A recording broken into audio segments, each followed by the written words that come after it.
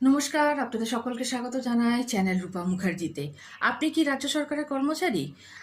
আপনিও কি আশায় বুক বেঁধে রয়েছেন যে ডিএ কেসের শুনানিতে একটা দারুণ জায়গায় আপনারা পৌঁছতে পারেন সুপ্রিম কোর্টের তরফ থেকে?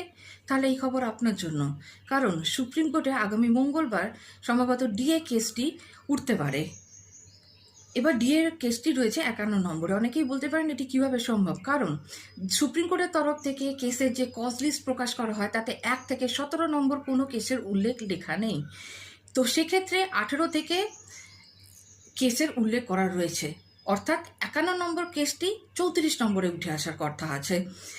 সেক্ষেত্রে আগামী মঙ্গলবার দুপুর 2টোর সময় যখন এজলাসে বসবেন মাননীয় বিচারপতি, তখন এই কেসটির শুনানি হওয়ার অনেক শতাংশ সম্ভাবনা বৃদ্ধি পেয়েছে। তাই আপনাদের দাবি হয়তো পূরণ হতে পারে আগামী শুনানিতে, হয়তো আরেক স্টেপ আপনারা এগিয়ে যেতে পারেন।